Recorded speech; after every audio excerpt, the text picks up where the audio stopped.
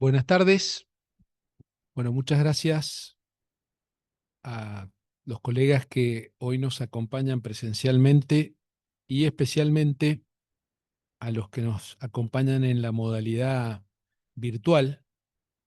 La intención del directorio con esta presentación ha sido que tengan la oportunidad todos los afiliados que están en los distintos lugares de la provincia, como así también extender la invitación a todos los matriculados no afiliados y a todos los contadores egresados, ni matriculados ni afiliados.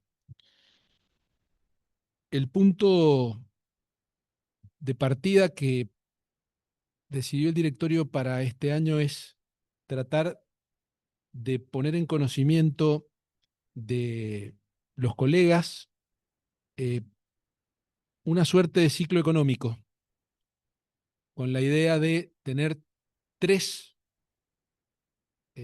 conferencias a lo largo de lo que queda del año. Primero para informarse de manera personal, segundo para interiorizarse y en tercer lugar para tener una herramienta por ahí que puede servir para tomar decisiones y acompañar nuestro asesoramiento.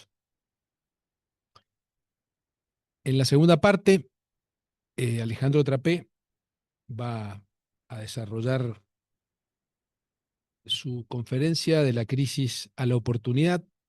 Y en esta primera parte lo que hemos pretendido desde el directorio es poner en conocimiento el estado en el que se encuentra el proyecto de la comunidad vinculada y de qué se trata el proyecto de comunidad vinculada, que es el que pretendemos, si todo sale bien, que este año se convierta en ley. El proyecto de comunidad vinculada es una reforma que estamos haciendo a la ley de origen, con la intención de fortalecer el sistema previsional. Este proyecto, que es el que esperamos se trate y se convierta en ley, ha tenido algunas etapas. Para los afiliados que han participado de las asambleas, la asamblea le dio mandato al directorio para presentar un proyecto de ley, y también la asamblea siguiente, 2023, le dio mandato al directorio para incorporar algunos artículos que reforzaran ese proyecto. En aquella asamblea, en la última, si ustedes recuerdan, eh, logramos invitar a las autoridades del Consejo, y de esa reunión surgió el hecho de poder en forma conjunta tratar de aunar un proyecto que nos permita a los matriculados un mejor beneficio profesional, pero que fundamentalmente nos permitiera estar en la misma línea para que a los efectos de hacer una presentación estuviésemos todos de acuerdo, y cuando el proyecto ingrese a la Comisión de Asuntos Constitucionales, no tuviéramos colegas que no hubieran podido plantear sus consideraciones, no hubieran podido satisfacer algunas dudas. Entonces, este trabajo que se ha hecho en conjunto con los equipos técnicos del Consejo y la Caja, una vez terminado, se hizo la presentación y se recorrieron todas las delegaciones, y se dio una segunda etapa para recibir, a partir de las presentaciones, sugerencias, modificaciones o situaciones. También se le ha pedido, una vez que esto estuvo terminado, la opinión. En realidad no opina, sino que hace recomendaciones sobre el contenido al área técnica de la Coordinadora de Cajas de Profesionales de la República Argentina.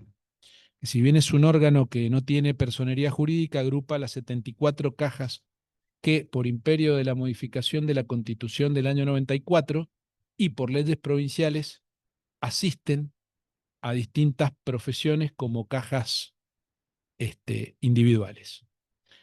Los dos ejes del proyecto son la comunidad vinculada, que lo que hace es unir a los profesionales y a sus comitentes o a sus clientes. Y la segunda es la incorporación de matriculados no afiliados y de afiliados con mora a través de una condonación voluntaria. La condonación voluntaria no significa que los aportantes hasta hoy a la caja vayan a tener que subsidiar.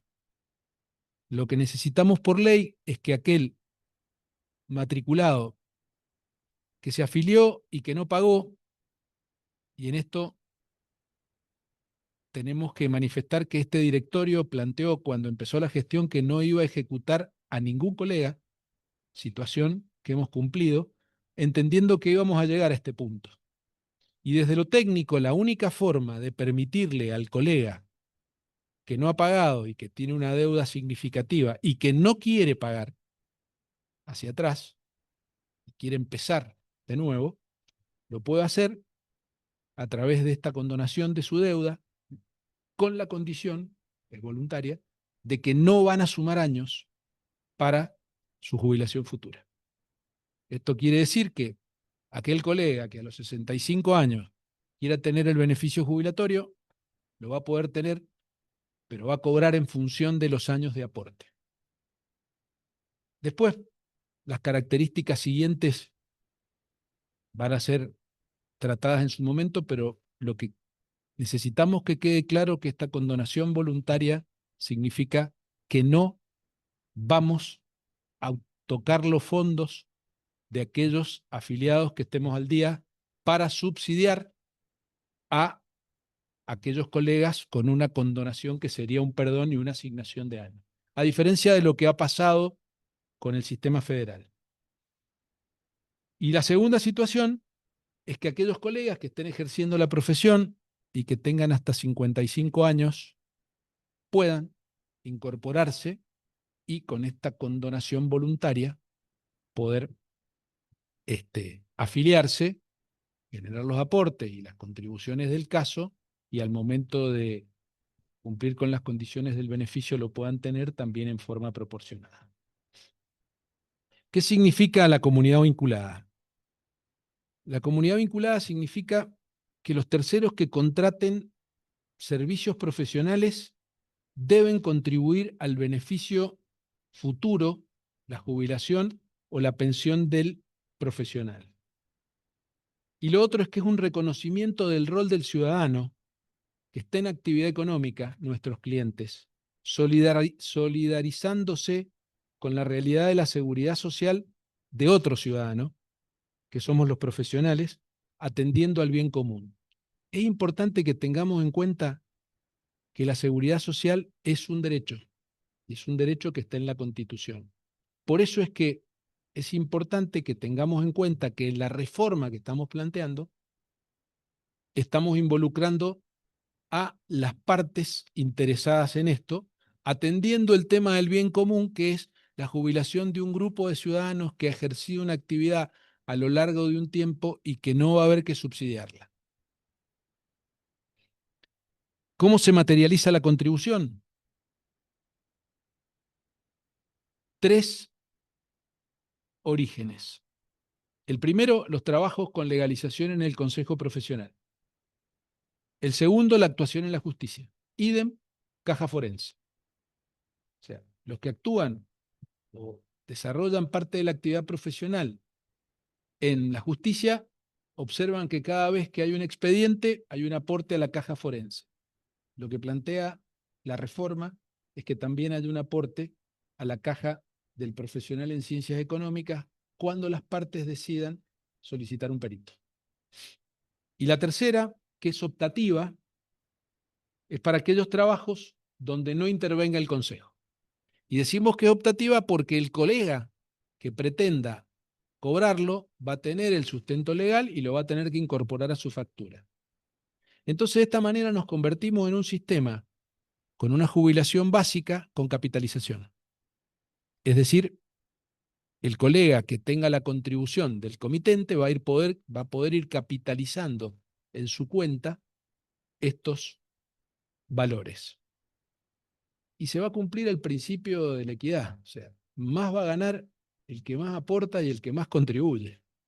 Lo que no significa que no va a haber un piso, y en ese piso va a haber un beneficio mínimo para el colega en el momento en el que se jubile. Lo otro dependerá de cuánto ha podido contribuir a su cuenta particular. Es importante tener en cuenta que que el beneficio previsional tiene dos características. Uno, el que se da con el correr del tiempo al llegar a una edad y al cumplir una cantidad de años de aportes y contribuciones. Y el segundo, el que se puede dar por una contingencia, que es durante el ejercicio de la profesión, algún accidente que nos incapacite o algún accidente que lleve a que el colega desaparezca. Y en este caso, los beneficiarios del sistema va a ser su cónyuge o su conviviente una vez que demuestre esta situación, o bien los hijos del, del colega fallecido, que van a tener el beneficio hasta los 18 años. La regularización voluntaria, un poco ya le expliqué. Los motivos también hemos acordado con las autoridades del Consejo Profesional en las próximas semanas hacer una presentación del proyecto a la legislatura.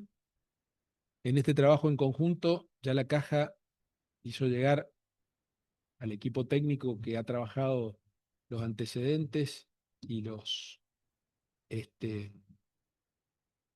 sustentos de los artículos que planteamos, y lo que nos queda es ahora un poquito acordar el esquema desde el punto de vista de cómo va a ser la presentación y alguna reunión con los principales autoridades de la legislatura, y entendemos que es un proyecto si bien atiende al bien común, es un proyecto de interés de un grupo de, de ciudadanos que ejercemos la profesión, y que no debiéramos, en principio, tener muchas observaciones respecto de lo que planteamos, y probablemente en el momento de la defensa del, del proyecto, además de algunas de las personas que han trabajado, le vamos a requerir a algunas autoridades de la coordinadora que nos acompañen, y si algún colega está en condiciones y quiere sumarse, que nos lo haga saber para poder tenerlo en cuenta. El avance es importante, la tarea de este directorio ha sido sin prisa, pero sin pausa, y fundamentalmente tratando de construir consenso para mejorar la jubilación o la pensión de la que hoy tienen nuestros beneficiarios, que es exclusivamente la que pueden obtener desde la matemática actuarial con el aporte que han hecho. También estamos convencidos que jerarquizamos la profesión con este proyecto, porque va a permitir una mayor cuantificación de los aportes. Y también estamos convencidos de que este proyecto va a asegurar una retribución digna y proporcional a la realidad de los ingresos de la vida activa del profesional mientras le ejerza, en la medida en que sus aportes y contribuciones tengan un valor que también se proporcione a sus ingresos actuales. Dicho esto, los mantendremos informados. Los que tengan dudas, comuníquense por favor a través de los medios de comunicación que tenemos con la Caja, y a partir de ahora le dejo la palabra al licenciado Alejandro Trapé, o al magíster Alejandro Trapé, a quien no voy a presentar porque todos lo conocemos, sabemos de su trayectoria, sabemos de su prestigio, así que en honor al tiempo, Alejandro, adelante. Bueno, muchas gracias, Mario. Vamos a quitar a colocar la otra presentación. comenzamos. Un minuto, por favor.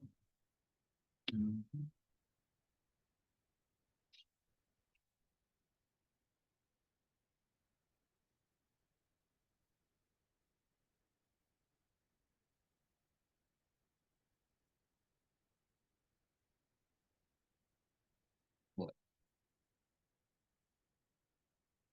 ¿ahí lo estamos viendo o no? No. Probablemente necesite presentar nuevamente. Un minuto, por favor.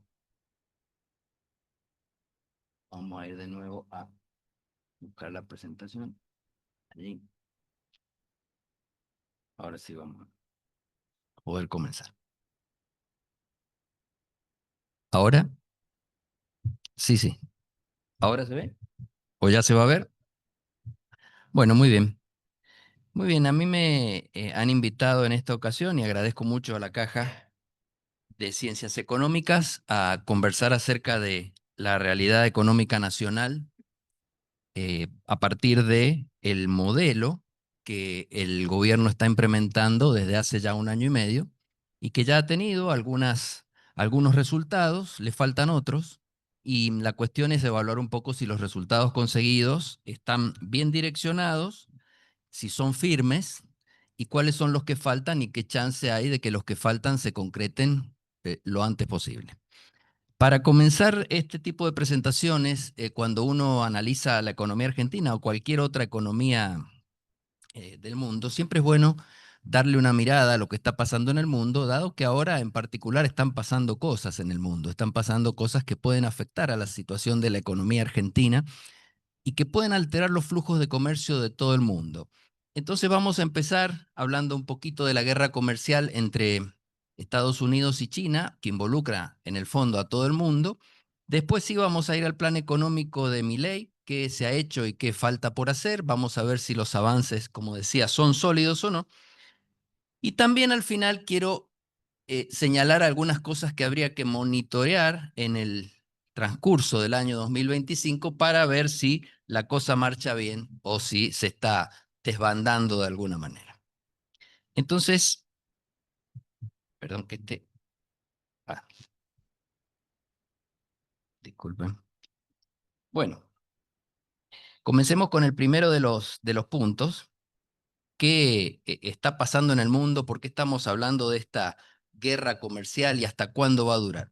Hace más de un par de semanas, unas 5 o 6 semanas, Donald Trump salió, digamos, con los tapones de punta a la economía mundial con lo que él le llamó los aranceles recíprocos. Esta era una promesa de Donald Trump en su campaña en aras de proteger a la economía estadounidense de la competencia de China, de otros países que estaban quitándole, entre comillas, los empleos a los estadounidenses.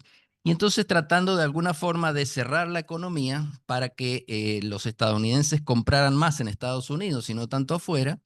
Ustedes saben que Estados Unidos es un país que es muy consumista, pero es muy consumista de su propio Producto Bruto y del Producto Bruto de otros a través de sus importaciones. Y para favorecer a todo el grueso que lo había votado, que es la parte central físicamente del mapa de los Estados Unidos. O sea, en las costas este y oeste no le fue tan bien a Trump, en la parte central sí, que es la parte que ha sido más castigada por esta competencia de China que les decía. Eh, lo que hizo en aquel momento, en lo que le llamó él el Día de la Liberación porque sostenía que Estados Unidos se liberaba del yugo al que lo había sometido China, India, Corea del Norte, Corea del Sur, a partir de las relaciones estas comerciales, usando mano de obra muy barata para producir los productos e inundando Estados Unidos con ese tipo de productos y perjudicando a la industria nacional de Estados Unidos.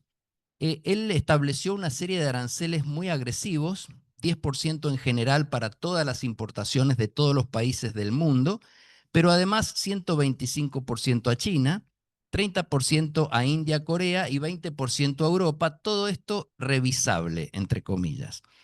Imagínense que 125% a China significaba que los productos que antes se traían de China ahora se iban a tener que importar desde China hacia Estados Unidos, pero pagando un 125% más, o sea que el precio se más que duplica. Y esto permite entonces que la industria nacional empiece a florecer, dado que es muy caro traer de China. Por supuesto, esto generó alarma en China inmediatamente, generó alarma en todo el mundo, pero fundamentalmente en China, que inmediatamente vio que sus exportaciones se iban a complicar porque Estados Unidos es su principal cliente. Y entonces decidieron, después de algunas idas y vueltas, negociar. El efecto inmediato que generó las declaraciones de Trump y estos aranceles recíprocos fue un susto generalizado, digamos, en los mercados del mundo. ¿Por qué? Porque nadie se imaginaba todavía en ese momento cómo iba a reaccionar China, cómo iban a reaccionar los otros países del mundo, o sea, cómo se iba a armar la guerra comercial, porque seguramente China no se iba a quedar quieto y le iba a poner aranceles a Estados Unidos, y Estados Unidos se los iba a imponer a Europa, y Europa se los iba a imponer a Estados Unidos. Y en estas guerras comerciales normalmente todos salen perdiendo, terminan perdiendo porque se reduce el volumen de comercio internacional mundial. ¿Y por qué las acciones y los bonos sufrieron tanto? Pues cayeron muchísimo todas las bolsas, porque se instaló una incertidumbre muy fuerte pensando cuáles van a ser los sectores afectados, cuáles se van a ver más afectados que otros. Porque los valores de las acciones en realidad, ¿a qué responden? Responden a los flujos futuros de ganancias que pueden generar las empresas en cada sector. Y si no sabemos cómo se va a afectar a cada sector con aranceles, no podemos calcular bien sus flujos futuros. Y si no podemos calcular bien sus flujos futuros, tampoco el valor de la acción. Y entonces allí es donde, ante la incertidumbre, los operadores financieros empezaron a abandonar las acciones y los bonos de países emergentes y se refugiaron. Primero en el oro y después en los bonos del tesoro, o sea, en el dólar fundamentalmente. Esto es lo que ha sucedido desde la salida de la Segunda Guerra Mundial cada vez que hay una crisis, ¿no es cierto? Se fortalece el dólar por esa razón. Pero luego de pasados unos días, muchos de los países que estaban afectados por estos aranceles, sobre todo los que estaban más golpeados, se acercaron a conversar con Donald Trump. A ver, bueno, me vas a poner ese arancel, ¿por qué no conversamos? Y Donald Trump, que había pateado el tablero al principio, dijo, bueno, ¿qué me vas a dar a cambio para que no te ponga el arancel? Eso se lo puede hacer a algunos países, difícilmente se lo puede hacer tan livianamente a China, y con China se tiene que sentar. Entonces Donald Trump decidió que esa medida, esa patada de tablero que había hecho, digamos, el día de la liberación, la iba a postergar 90 días. O sea, todos estos aranceles los iba a postergar 90 días. Y en esos 90 días, básicamente iba a conversar con los chinos. Iba a conversar con los chinos a ver qué decidían. Por supuesto que un arancel del 125 que Estados Unidos le pone a China y que China le responde con un arancel parecido es inviable, nos destruye el comercio internacional. Entonces seguramente se va a llegar a un acuerdo de aranceles menores en esta conversación. Pero nunca se va a llegar a un mundo como el que estábamos hace un año o 2 años con los aranceles que teníamos. Los aranceles van a ser más altos, seguro. El comercio va a ser más bajo, seguro. El crecimiento económico mundial se va a resentir, seguro. Entonces, estas cosas tenemos que pensar que van a pasar. No van a pasar inmediatamente ni en la medida que se estaba previendo, pero van a pasar, y a eso es a lo que tenemos que estar atentos. ¿Cómo sigue esta película? Bueno, algunos lo están viendo, esta idea de sentarse a negociar Trump con los chinos, lo están viendo como el vaso medio lleno o el vaso medio vacío. Vaso medio vacío, los que son pesimistas dicen esto que yo acabo de decir. Bueno, no, los aranceles van a ser más altos que antes, el volumen de comercio va a ser más bajo, se van a quebrar algunas cadenas productivas, porque imagínense que Estados Unidos de China no solamente importa juguetes, supongamos, importa muchos insumos, importa muchas maquinarias, o sea que si eso se encarece mucho, también se complican las cadenas productivas de muchas industrias de Estados Unidos, o sea que hay que esperar a ver cómo esto termina, y esos son los que ven el vaso medio vacío. Están un poco angustiados, dicen cómo va a terminar esto, seguramente la economía mundial va a terminar peor que antes. Y los que están viendo el vaso medio lleno dicen, bueno, se han sentado a negociar, lo cual es una buena señal. De la negociación va a salir algo bueno para todos, o sea, no va a ser, como decíamos, lo que era antes, pero seguramente los aranceles no van a ser estos que planteó Trump al principio, de manera que estamos confiados de que esa caída en la bolsa se va a recuperar, ya se ha recuperado bastante, y la economía mundial va a seguir marchando, tal vez un poquito más lento, pero va a seguir marchando. Muy bien, en ese contexto entonces es donde se mueve Argentina. Se mueve en un mar que está picado. Está no picado especialmente para la Argentina, está picado para todos los países del mundo y para los países latinoamericanos en particular. Pero es un mar que está picado, no hay viento de cola, digamos todavía que hay viento de frente, en el sentido de que no es que el sector externo nos está jugando en contra, pero por lo menos no nos está ayudando como para que Argentina cambie un modelo que traía y lo transforme en un modelo abierto, porque el modelo que traíamos hace 15 años era un modelo básicamente de cierre de la economía, donde nos vinculábamos poco con el resto del mundo, y resulta que justo ahora vamos hacia un modelo abierto donde se integra la economía argentina a la economía mundial, busca integrarse a través de sus relaciones comerciales y sus relaciones financieras, y ahora el mundo empieza con esta zozobra. Entonces, hay que tenerlo muy en cuenta porque el cambio que está produciéndose en Argentina de un modelo cerrado hacia un modelo abierto nos está diciendo que, bueno, vamos a tener que estar mucho más pendientes de lo que pasa. Muy bien, vamos a ver Argentina entonces, mirándolo más de cerca, teniendo en cuenta aquel contexto que les acabo de contar. ¿En qué punto estamos? Yo acá he esbozado, digamos, lo que pueden ser etapas del plan de Milei. Milei nunca ha expresado este plan que yo les voy a poner en pantalla, no lo ha expresado abiertamente ni lo ha detallado de esta forma, pero de todas las cosas que dice, que decía en su campaña cuando era candidato y de todas las medidas que ha ido tomando, uno puede ir armando qué plan es el que está en la cabeza de Milei y su equipo económico. Entonces veamos, yo he puesto 5 etapas que creo que tiene este plan, las voy a puntualizar acá y después vamos a ver cuál se ha recorrido y cuál falta recorrer. La primera etapa, la urgente, era recuperar el equilibrio fiscal. Es decir, acuérdense de la motosierra, ¿no es cierto? Recortar gastos, ordenar los impuestos y con eso salir del déficit fiscal en el que estábamos metidos desde hace décadas. Pero salir en serio, o sea, no salir como salimos, por ejemplo, en la época de Néstor Kirchner, que se produjo un superávit fiscal gracias a que los precios de los commodities se habían multiplicado por 6, entonces las retenciones generaban una recaudación extraordinaria, que si la sacábamos del cuadro, seguíamos teniendo deudas. Ahora no, la cuestión es salir en serio y en forma consistente del déficit. Consistente quiere decir que no sea momentánea la salida, que no dependa de en qué mes del año estamos, si se recauda ganancias, cuándo se pagan determinados impuestos. No, que sea una salida consistente. Ya enseguida repaso para ver cuál está cumplido y cuál no.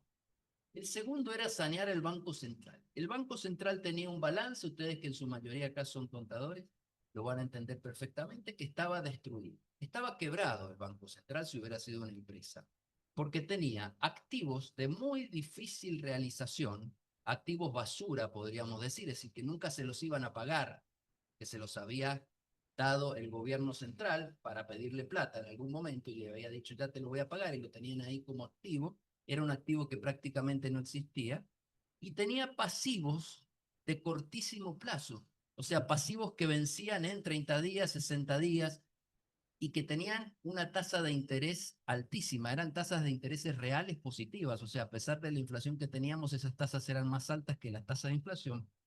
Entonces uno entiende que una empresa, ustedes como digo, que son contadores y llegan a una empresa y ven el balance donde los activos son basura, son irrealizables y los pasivos son grandes, de corto plazo y muy caros, uno dice, bueno, esta empresa va camino a algún problema.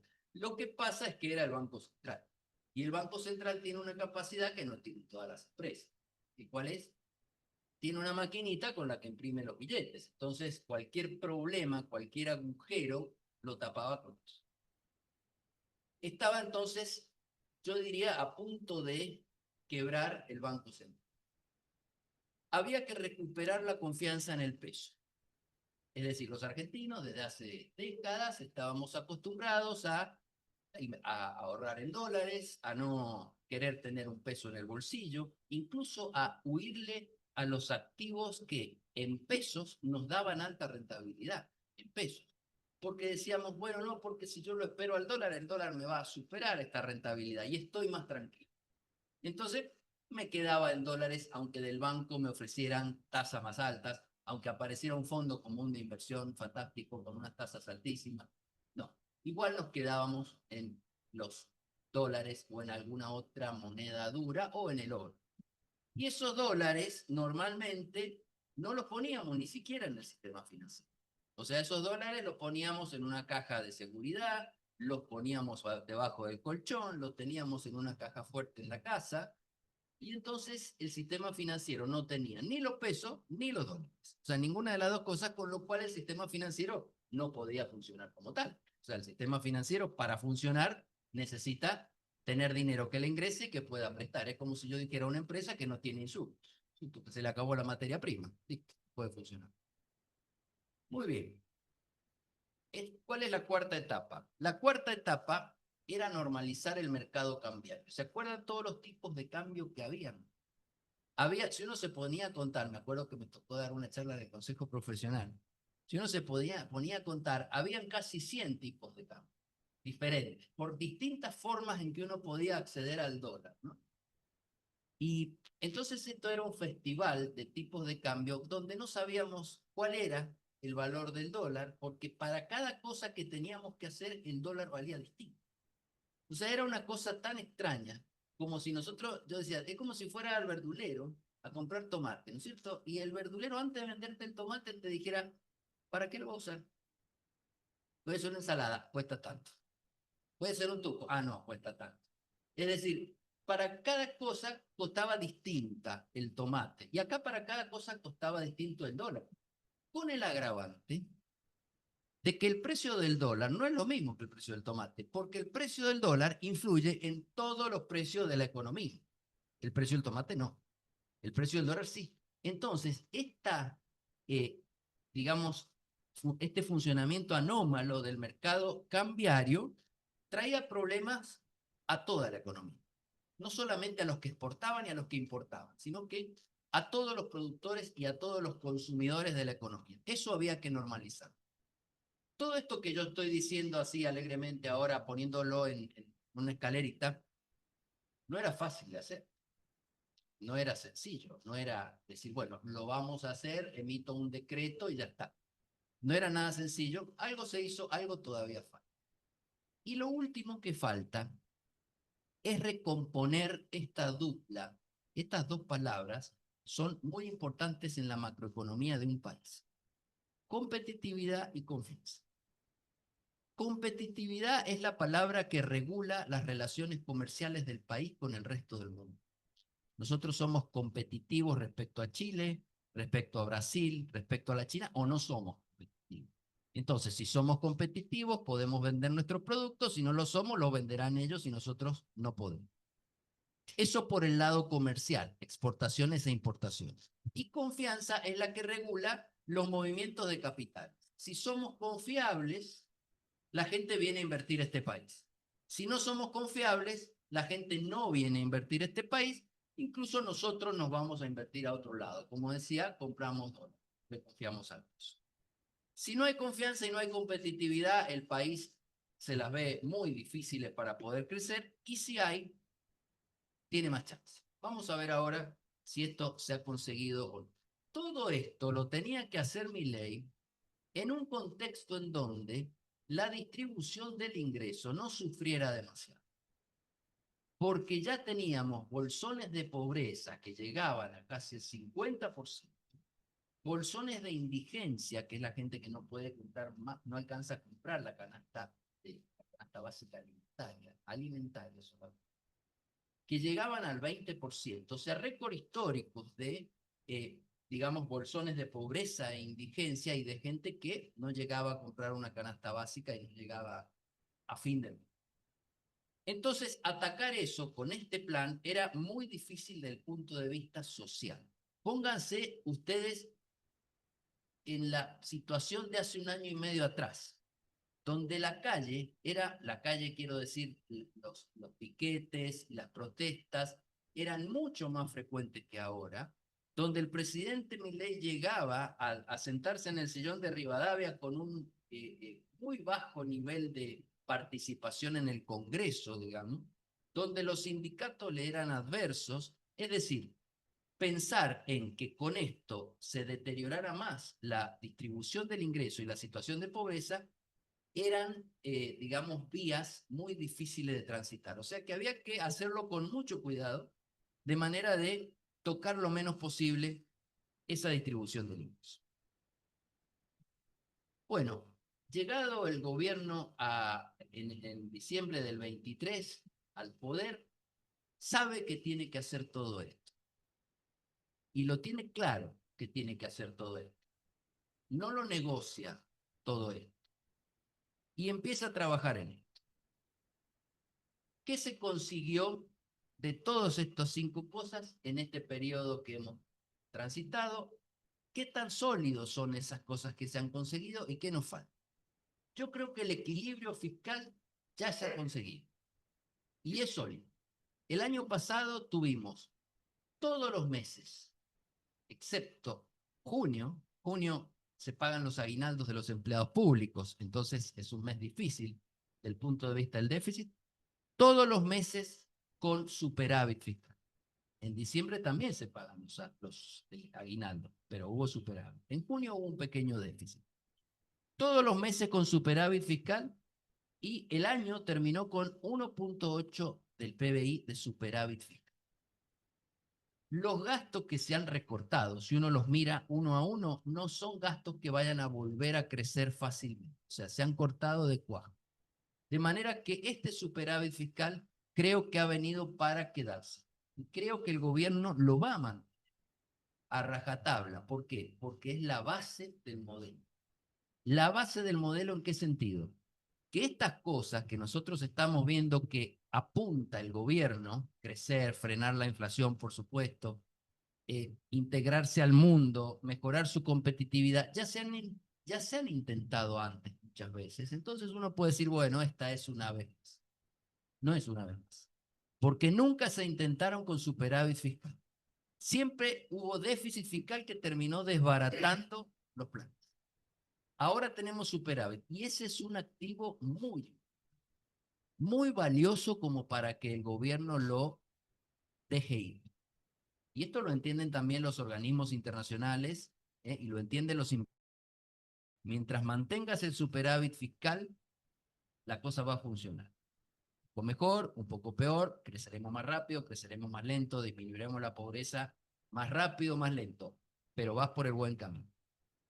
El segundo punto ya está hecho. El saneamiento del Banco Central se hizo en forma casi exageradamente rápida, ocurrió. El gobierno consiguió desprenderse de los pasivos carísimos y de corto plazo que tenía, se los pasó, el gobierno, el Banco Central, se los pasó a la tesorería y la tesorería los logró refinanciar a largo plazo. O sea que esos pasivos, que para que se den una idea, eran 3 bases monetarias más, o sea que para pagarlos habría que haber emitido 3 veces la cantidad de dinero que había en la economía, imagínense lo que era eso respecto de la inflación, esos pasivos desaparecieron. Ustedes miren el balance del Banco Central que se publica semanalmente, ya no están. Y no desaparecieron mágicamente, por supuesto. Se pasaron a la tesorería y la tesorería consiguió refinanciarlo.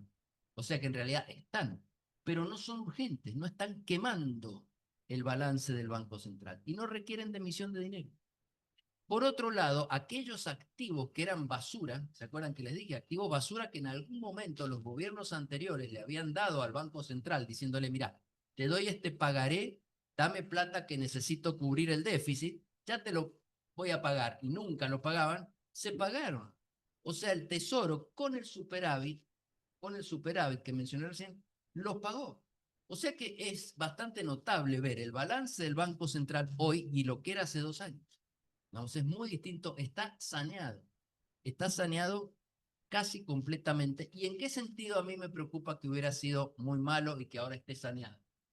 Que al estar saneado no requiere emisión de dinero, no requiere emitir dinero ni para pagar los pasivos hot, esos que teníamos, ni para ir a financiar el déficit fiscal que ya no existe. O sea que por ahí esos dos primeros puntos están resueltos y yo creo que si el gobierno sigue, este gobierno sigue con su plan económico y con su enfoque, han quedado resueltos definitivamente. Por supuesto que si lo cambia, puede llegar a cambiar. O si se va el gobierno, puede llegar a cambiar. Pero este gobierno, con este plan, está resuelto. La confianza en el peso. Yo diría que esto no, a ver, le puse un aprobado, ¿no? Pero eh, nunca podemos decir en la Argentina plenamente que nos hayamos olvidado del dólar y que hoy solo confiemos en el peso. Pero que ha habido un cambio muy importante, lo ha habido. Yo, bueno, asesoro a la caja en materia de inversiones financieras y lo vemos toda la semana con Mario. Eh, ya la gente toma muy pocas inversiones en dólares. Prefiere colocarse en pesos para ganarle un poquito a la inflación. Cualquiera de nosotros lo hacemos. Y en esa situación en que cualquiera de nosotros lo hacemos es donde se manifiesta la confianza que se va teniendo en el peso. No es absoluta, no es definitiva, esto no está cerrado ya, pero hay confianza en el peso. Y las empresas, si ustedes miran, las empresas grandes que están emitiendo obligaciones negociables, o sea, obligaciones de deuda, las están emitiendo en dólares. O sea, se están animando a endeudarse en dólares, cosa que imagínense hace 2 años, ¿quién se hubiera animado a endeudarse en dólares? Hoy se animan a endeudarse en dólares, con lo cual la confianza en el peso le vamos a poner un signo positivo, pero no vamos a decir que está recuperada definitivamente. Está mejorada. Y estamos acá. Es como que en la escalerita vamos por acá. El gobierno va por la normalización del mercado cambiario. ¿Y cuál era la normalización del mercado cambiario? Era levantar los cepos. Esto era lo que había que hacer para que el mercado se normalizara. Sin levantar cepos no había forma de que fuera normal el funcionamiento del mercado, porque los cepos implicaban un montón de barreras, sobre todo para la demanda de dólares, que no se podía materializar en el mercado y que iba a los mercados paralelos. En esto estamos todavía.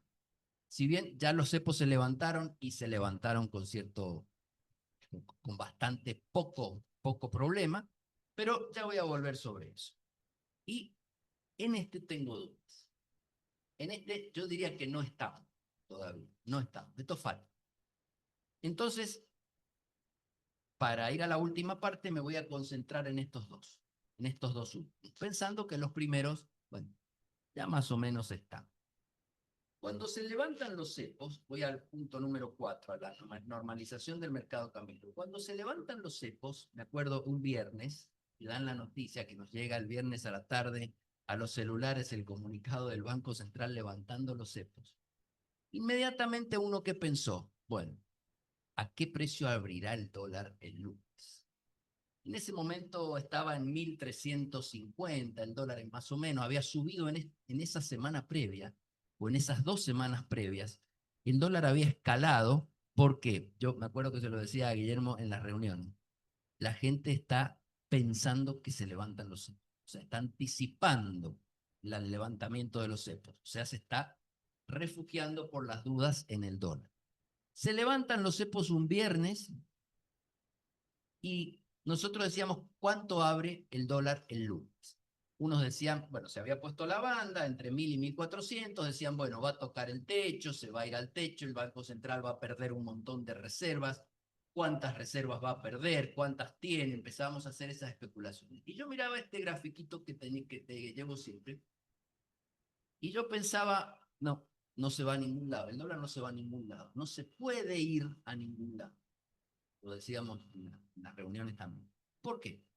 Fíjense, este es un gráfico muy útil para saber qué tan descolocado está un tipo de cambio fijo como el que teníamos, ¿se acuerdan de 1000 monedas, 1100? ¿Qué tan descolocado está cuando se libera el mercado? O sea, un tipo de cambio que está fijo, se está sosteniendo, si se lo libera, a ver, ¿a dónde puede llegar ahí?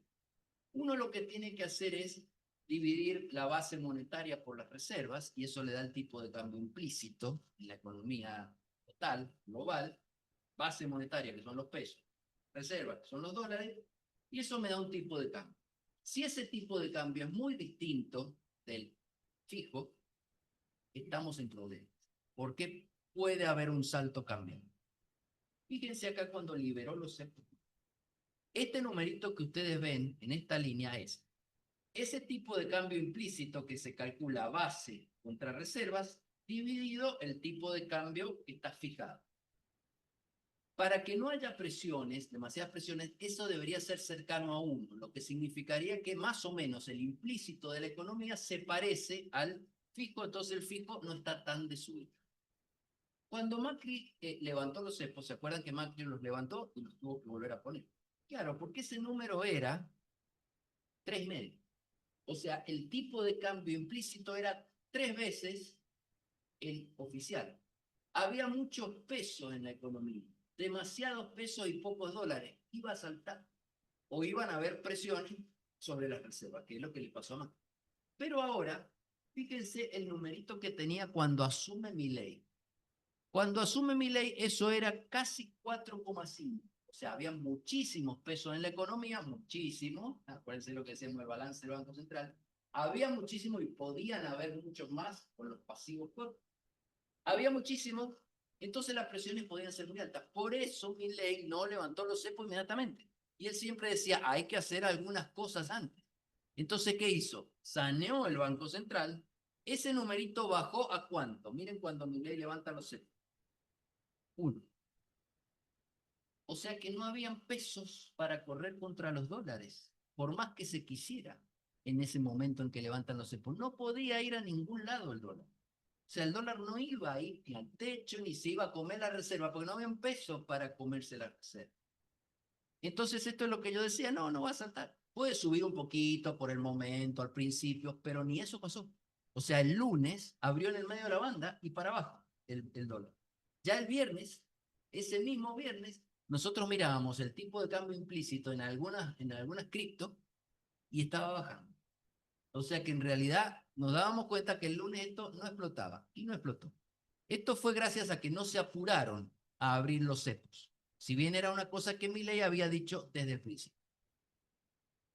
Cuando abren los cepos, cuando levantan los cepos, entre paréntesis, medida muy necesaria para que la economía argentina siguiera funcionando.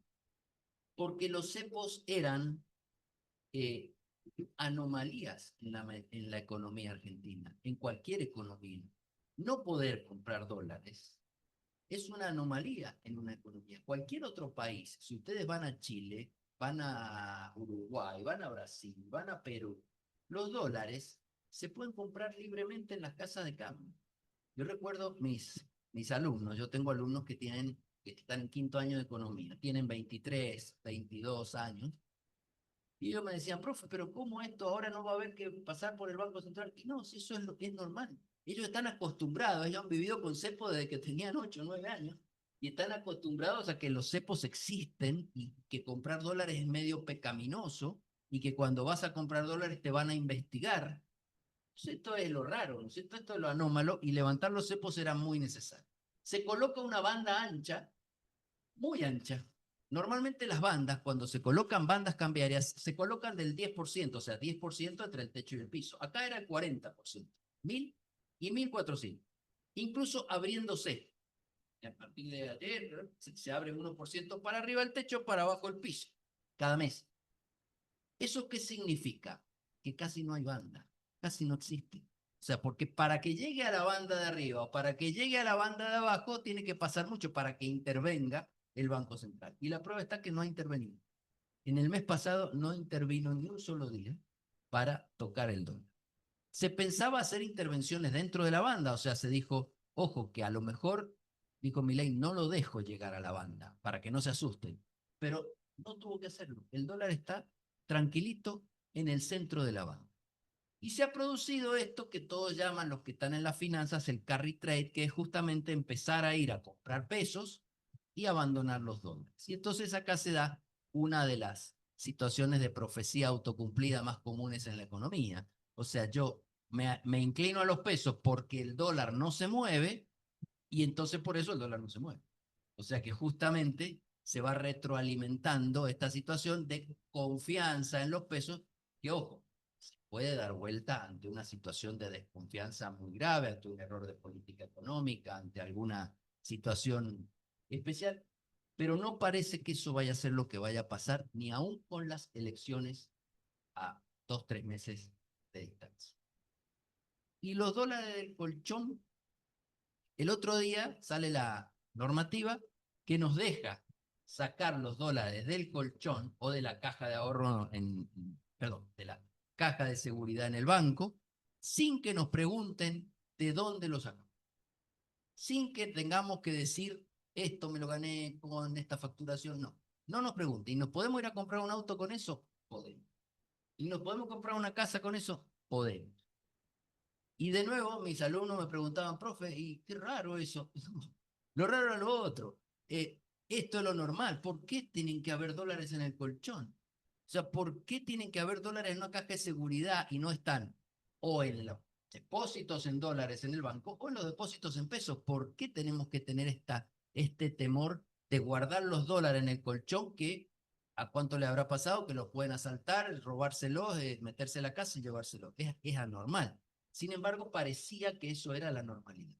Esto es la normalidad, que podamos sacar los dólares del colchón y que cuando son montos chiquitos, no tengamos que estar dando 1000 explicaciones a las autoridades, al ARCA, a lo que sea, de dónde lo hemos sacado. O sea que todo esto que les estoy poniendo acá de la normalización del mercado cambiario, si bien está en camino, es una normalización, es una vuelta a la normalidad que está en camino y creo que está bien encaminada por el momento. El último punto, y ya con esto vamos terminando, es la competitividad. Y si ustedes tienen empresas o son asesores de empresas, sabrán que las empresas que exportan, las empresas turísticas, las empresas que sustituyen importaciones, o sea, que compiten con productos de Chile, por ejemplo, están complicados. Las están viendo complicadas porque el dólar se queda, los costos siguen aumentando, el dólar, por lo que les dije, no tiene pinta de que se vaya a mover mucho, los costos probablemente sí, o sea, la inflación sigue, va bajando, pero 2 puntitos por mes, va avanzando, se espera una inflación de más o menos 28% en los próximos 12 meses, entonces la preocupación ahí es grande. Y si ustedes miran el tipo de cambio real, que es la variable que mide justamente esta marcha del dólar versus los precios, fíjense, este es muy largo plazo para que ustedes vean desde que salimos de la convertibilidad. Fíjense acá a la izquierda, en diciembre del 2001, esto está en pesos de ahora, ¿no es cierto? En pesos de mayo, es como si el dólar era de más o menos 950 en aquel momento, de pesos de ahora. Saltó a 2.800 de pesos de ahora, después tuvo este dibujo, acá en el medio fue cuando hubo cepos, entonces se dualizó el mercado con el blue y el formal, y en esta última época se había producido una brecha muy grande entre el blue y el oficial, ya lo sabemos, ¿cierto? Este dólar blue acá arriba era realmente anómalo. Fíjense la historia para atrás. Era anómalo. Y ahora bajó. Bajó porque por todo lo que contamos recién, por la confianza en el peso, por el déficit fiscal que está resuelto, por la normalización del balance del Banco Central. Y bajó y acá se unificó. ¿Cierto? Aquí se unificó el blue con el oficial y ahí lo tenemos ahora. ¿Esto está alto o está bajo? Bueno, si lo miramos respecto de los promedios históricos, este azul y este verde son los promedios históricos de cada una de las líneas, está bastante bajo. Lo necesitamos más alto. Yo cuando estaba en 1360 en esos días, Guille se acordará o Mario, yo le decía, me gusta más este dólar, me gusta más que el dólar tan bajo. Bueno, después se nos desplomó de nuevo. Esta es una cara negativa del modelo. Esto hay que corregirlo. porque esto es lo que en su momento complicó a la tablita de Martínez de Oz, complicó a la convertibilidad y complicó al gobierno de Cristina Fernández por la falta de competitividad de las empresas. Hay que trabajarlo, es muy difícil trabajarlo desde lo cambiario, porque justamente lo cambiario está estable. Hay que trabajarlo del lado de los costos, ya se está pensando en la reforma previsional, en una reforma impositiva, es decir, hay que trabajarlo desde ahí, porque si nos volvemos a juntar el año que viene, supongamos, a esta altura del año, y esto sigue así, o sigue peor, más abajo, como pinta que va a estar, ya hay que preocuparse más seriamente. Esta tiene que ser la tarea del gobierno de acá hasta el final. Recuperar esta competitividad, porque si no la recuperamos, se nos va a empantanar todo, digamos. Todos los logros se pueden empezar a complicar, aun cuando tengamos superávit fiscal, que hayamos saneado el Banco Central. La parte real de la economía se va a complicar, las empresas, las más chiquitas, van a empezar a tener problemas, van a empezar a desaparecer, se va a producir la concentración en los mercados. Es decir, hay que resolverlo. Ahí es donde yo pongo el acento de lo que habría que hacer. Bueno, es lo que decía. ¿Cómo se sale de esa situación? Con algún tipo de reforma importante que alivie los costos de las empresas. No es fácil, pero hay que hacerlo. ¿Y estamos ahí en una situación terminal con ese tipo de cambio tan bajo? Yo diría que no, que aguanta, pero como digo, ¿cuánto aguanta? Un año más lo veo difícil. O sea, lo veo si dentro de un año estamos igual, ya los crujidos se van a empezar a sentir y el sector empresarial seguramente va a empezar a subir. O sea que en ese sentido hay que apurarse. Bueno, con esto voy a cerrar, pero le voy a contar una anécdota chiquita, cortita, que sirve para entender un poco cómo estamos ahora y cómo estábamos hace un año y medio, cuando este gobierno tomó la reina. Y yo entre los, bueno, los clientes que tengo normalmente está la caja, ¿cierto? Entonces nos reunimos nosotros cada 2 semanas o a veces más seguido para ver qué hacemos con las inversiones. Yo voy llevando una planilla que tiene 15 indicadores. 15 indicadores que son indicadores de cortísimo plazo. ¿Qué significa? Son distintas variables que son tasas de interés, determinadas cotizaciones, determinados valores del mercado cambiario, este tipo de cambio implícito. 15 variables que yo las llevo día por día, día por día. ¿Por qué? Porque son las que me pueden indicar como una especie de alerta temprana de algún problema. Entonces a esas 15 variables, se acordarán, les ponemos un amarillo, un verde, un amarillo, un rojo, según estén bien, con algún peligro o con un peligro malo. Bueno, cuando empezó todo esto, el año pasado, habían algunas en verde, otras en amarillo, otras en rojo. Y las veíamos todos los días, todas las semanas. Y yo las iba actualizando todos los días. O sea, hay que estar sobre la coyuntura permanente. Hace unos 2 meses, más o menos, esa planilla no la miramos más. No la miramos más. Yo la sigo llevando. Pero en las reuniones o en las reuniones con los clientes no es lo que mirábamos primero como antes, ¿cierto? No están en orden del día porque ya está todo normalizado. O sea, todas están en verde las variables. Quiero decir que esa tranquilidad que hace que todas esas variables, las que pueden traer algún problema urgente, están todas en verde, a tal punto que ya en las reuniones prácticamente no la miramos, y el cliente no se pone nervioso por verla. Bueno, es una señal de que la cosa se ha tranquilizado mucho. Se ha tranquilizado mucho. Hay que llevarla, por supuesto, sí, porque hay que irla mirando de costado, pero no hace falta mirarlas todos los días. Es más, ya no las actualizo todos los días, las actualizo una vez por semana. O sea que todo eso es una señal de que la cosa viene mejor. Obviamente, faltan cosas por hacer, como decía, pero que está el país encaminado de otra manera y que los logros que se han conseguido son firmes, yo creo que es así, que podemos tener confianza de que sea una oportunidad para volver a crecer.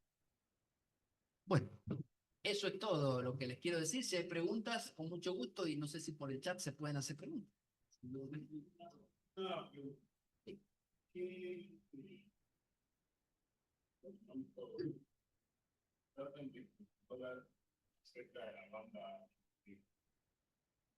No están haciendo nada para que eso ocurra en este momento. O sea, el gobierno no ha vendido, el mes pasado no vendió ni compró un solo dólar en el mercado cambiario. Solamente perdió unas poquitas reservas porque hizo algunos pagos que tenía de los OPREAL, portadores.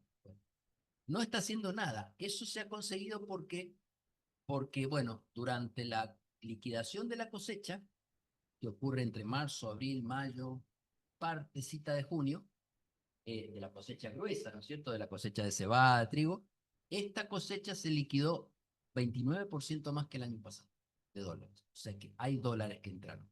¿Por qué se liquidó? Bueno, porque Milei dijo, les quito las retenciones por 90 días y en junio se las vuelvo a poner. Entonces se apuraron a liquidar, obviamente.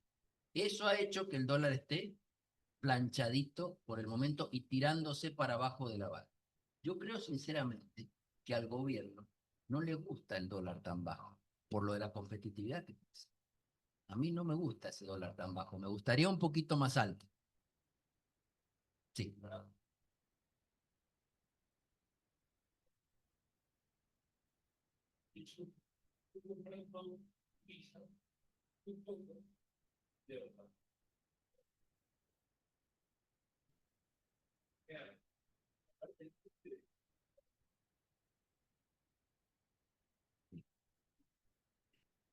Las reservas, si uno las mira, están estancadas, han caído un poquito por lo... A ver, antes de eso, se incrementaron fuerte cuando vino el préstamo del Fondo Monetario, ¿no es cierto?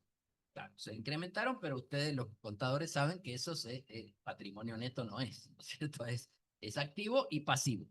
Pero se incrementaron las reservas, lo cual, de cara al mercado cambiario, es una señal. Después se han quedado ahí, han bajado un poquito por estos pagos y no han comprado efectivamente en el mercado de exportadores, por ejemplo. Esta es una preocupación del gobierno y por eso el gobierno le pidió al Fondo Monetario, ayer creo que fue, que la revisión que nos iban a hacer, que hacen las revisiones periódicas, en vez de hacerla en junio, si la podía hacer en julio. ¿Por qué? Porque esa parte de la reserva estamos falta, digamos. Así que este mes yo creo que se va a tratar de recomponer la reserva para llegar a julio con mejor. Pero es cierto. Sí.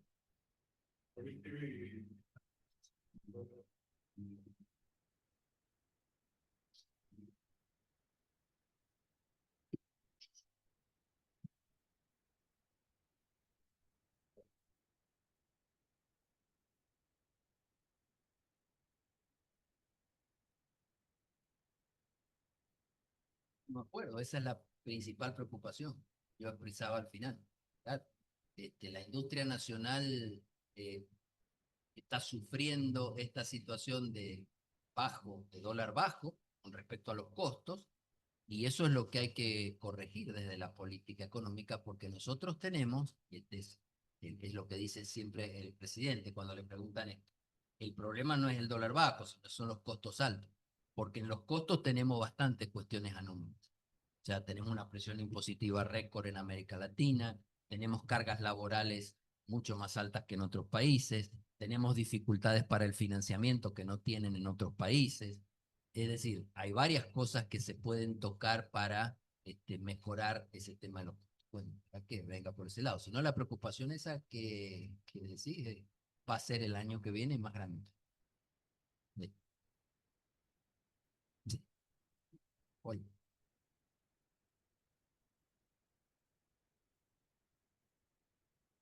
sí, ¿cómo no?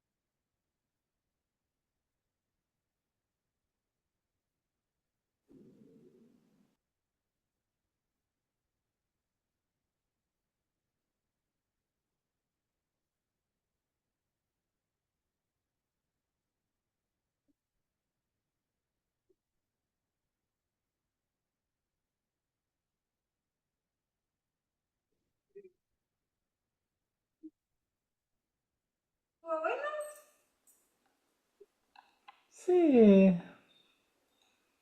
ah, pero no es nada nuevo. Bueno,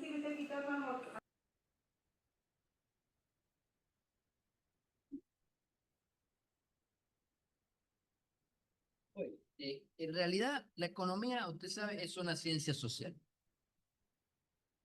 O sea que el tema del costo social yo no podría dejarlo de lado. Yo mencioné ahí el tema de la distribución del ingreso, ¿se acuerda? Sin tener, y la pobreza, que el gobierno tenía que hacer todo eso sin afectar a la pobreza.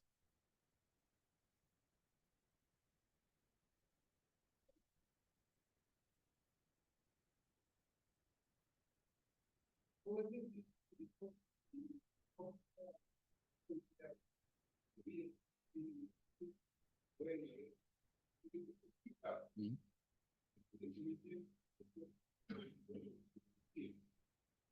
Sí, sí.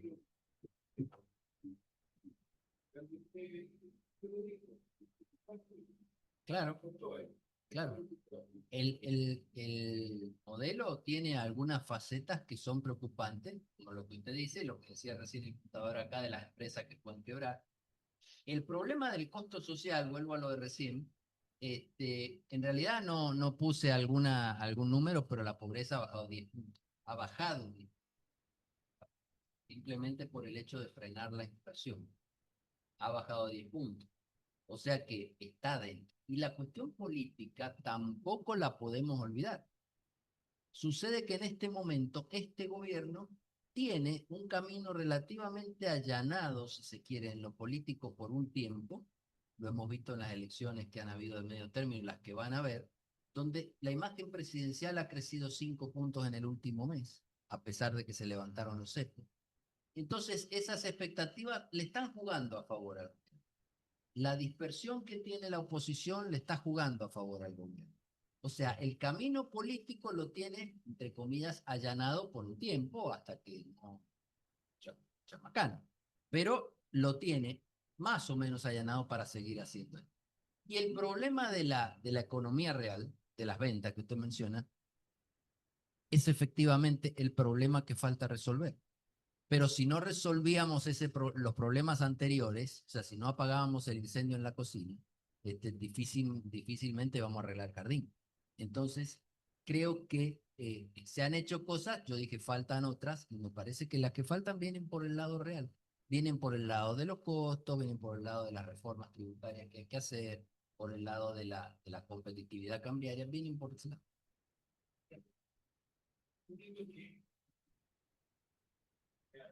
¿Mm? Sí, sí.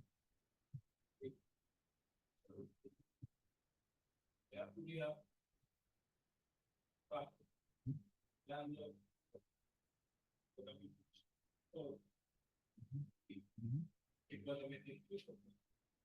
Ujú.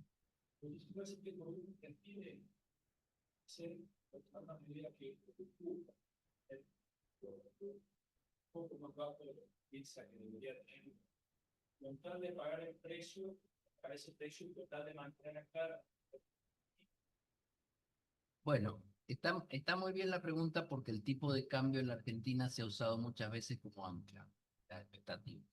Y muchas veces el modelo, el que fuera, ¿no es cierto? Si nos vamos al plan primavera, al plan austral, voy para atrás, ¿no es cierto? Martínez de O, Krieger Bacena, Frondizi, todos esos modelos en donde se fijaba el tipo de cambio, el déficit fiscal no se corregía y se seguía emitiendo. Entonces, el ancla no soportaba en algún momento. Ahora, como se ha corregido la parte estructural, digamos, de déficit fiscal y de emisión de dinero y de balance del Banco Central, no hace falta que el tipo de cambio funcione tanto como un ancla. Y fíjate lo que ha pasado cuando liberaron el cepo. Cuando liberaron el cepo, hubo un corrimiento desde donde estaba el oficial, un poquito para arriba, hacia el unificado. Entonces se dijo en ese momento, y acá hay más o menos un corrimiento del 10-12% que se va a ir a precios. No sé por qué. O sea, tuvimos una subidita de la inflación en un mes y ya después volvió a bajar. No se fue a precio. Y esa fue una señal muy importante para decir, no necesitamos tanto del ancla cambiaria en este momento. Está bien, obvio, si el dólar se fuera a a 3.000, obvio que va a tener un impacto. Pero que si se corre un poquito para arriba dentro de la banda, no nos preocupamos. Por eso yo creo, y esta es una creencia mía, que lo que va a hacer el gobierno es dejarlo deslizar un poquito para arriba dentro de la banda, me parece. Y eso lo puede hacer comprando reservas, comprando dólares y metiéndolo en la reserva. Creo que para ahí va en este mes.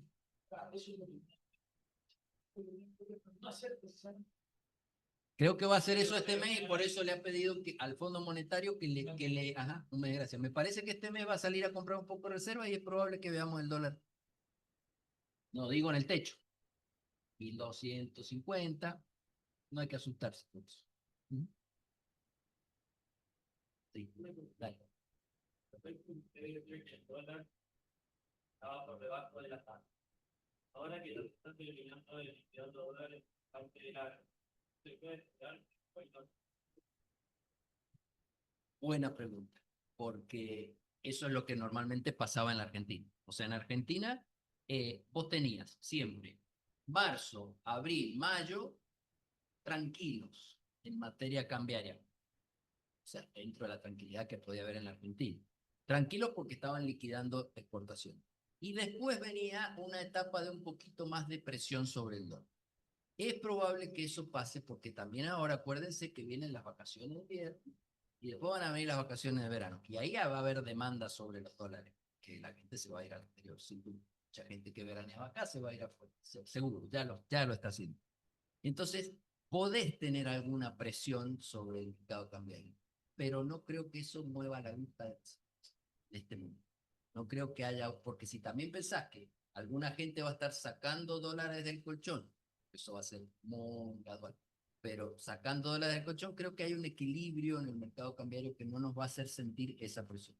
Creo que sí puede subir un poquito el dólar, por lo que él decía, porque el Banco Central salga más agresivo a comprar.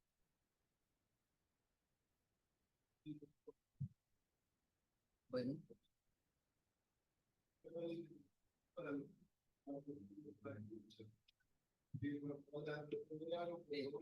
Bien, bien, sí, vamos.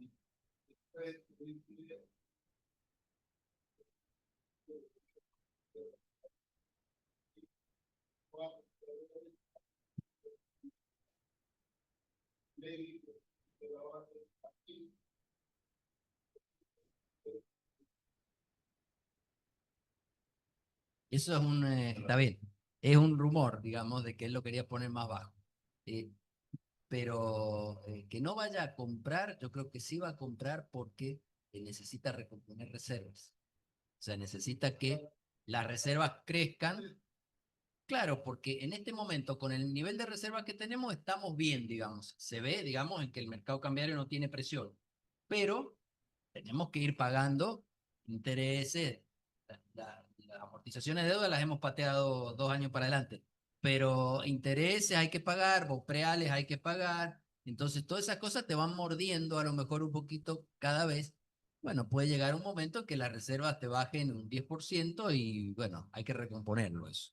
Me parece que por ese lado, no, 800 no creo que lo deje porque además sería mortal para el sistema productivo. Sería mortal para el sistema productivo. En una entrevista con Está bien.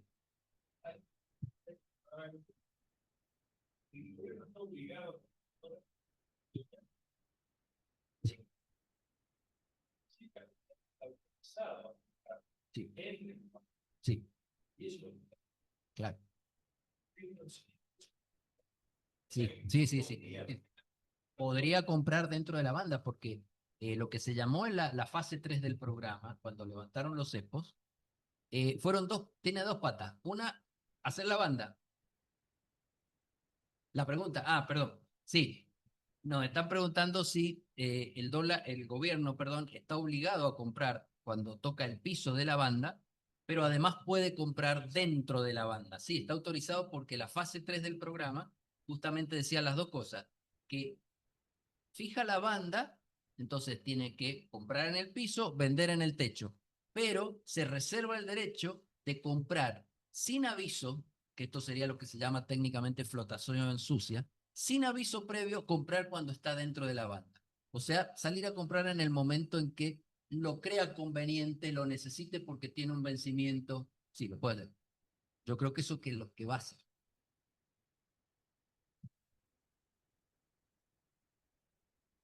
Bueno, no sé si hay más. Bueno, bueno, entonces les agradezco mucho la presencia a ustedes y a los que han estado allí en la. Muchas gracias.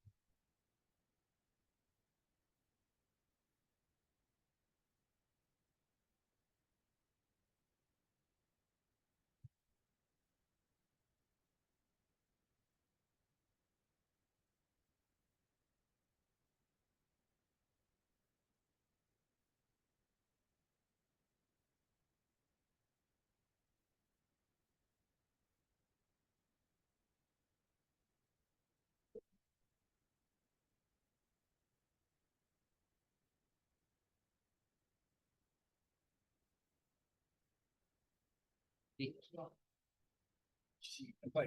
Chao, hasta luego. Que ande bien. Bueno, muchas gracias.